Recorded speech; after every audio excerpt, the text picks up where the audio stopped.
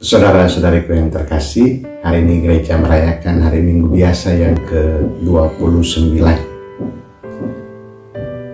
Apakah di antara kita yang sering meminta doa, minta tolong kepada orang lain?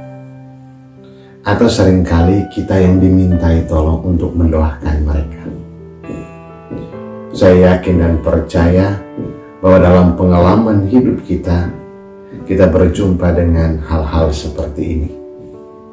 Ketika kita berjumpa dengan sahabat, dengan tanpa basa-basi seringkali diungkapkan, tolong doakan keluarga saya, tolong doakan saya, entah untuk mendapat pekerjaan, untuk kebahagiaan dalam keluarga, untuk pendidikan, tetapi juga untuk buah hati di dalam keluarga. Saudara-saudariku yang terkasih, saya mempunyai 2 orang teman sejauh ini yang meminta doa agar bisa mendapat buah hati. Pesan saya untuk mereka adalah tetap setia dan tekun dalam doa. Mereka bertekun dalam doa, berserah pada penyelenggaraan ilahi. Dan setelah 5-6 tahun menikah, mereka akhirnya mendapat seorang anak. Mereka ucapkan terima kasih atas doa-doa. Tetapi saya mengatakan bahwa semua itu adalah buah dari kesetiaan dan ketekunan mereka dalam doa, dan semuanya berkat kasih karunia atau semata-mata anugerah dari Allah. Saudaraku yang terkasih, ada banyak kisah dari sesama yang menceritakan tentang buah dari doa yang dijalani dengan tekun dan setia. Kita mendengar doa syukur atas berhasilnya novena 3 kali Salam Maria.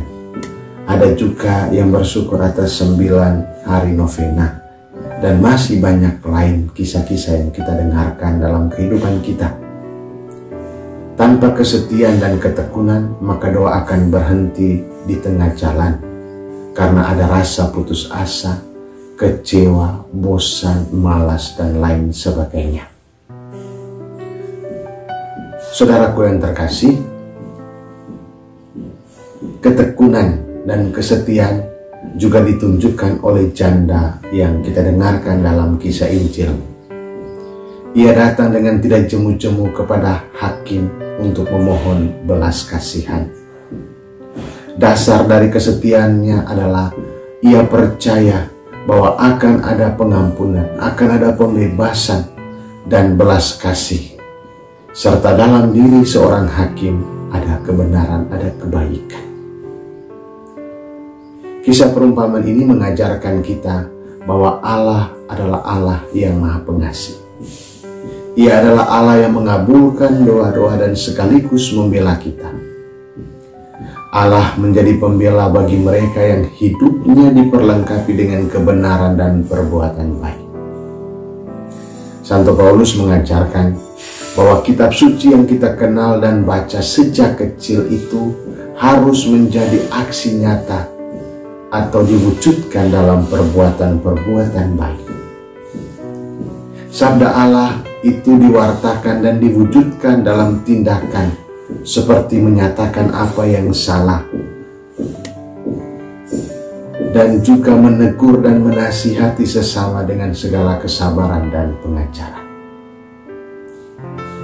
Saudaraku yang terkasih, dalam hidup terkadang kita sudah berdoa dengan tekun, setia mengamalkan sabda dalam perbuatan nyata, tetapi ada saja kebahagiaan itu menjauh dari hidup kita. Keberhasilan belum kunjung datang. Yang ada adalah tantangan dan ancaman buat hidup kita.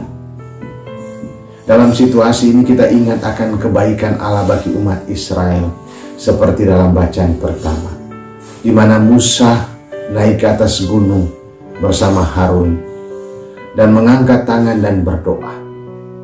Kalau tangan itu turun, maka Israel akan kalah. Maka Musa bertahan untuk mengangkat tangan meski tangan mulai penat dan tersiksa. Tetapi Musa setia melakukan itu.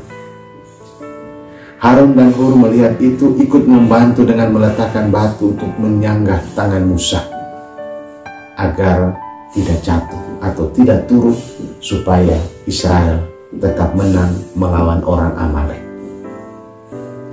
Kisah Musa ini menyadarkan kita bahwa kesetiaan dan ketekunan akan disempurnakan dengan syukur akan kemuliaan Allah.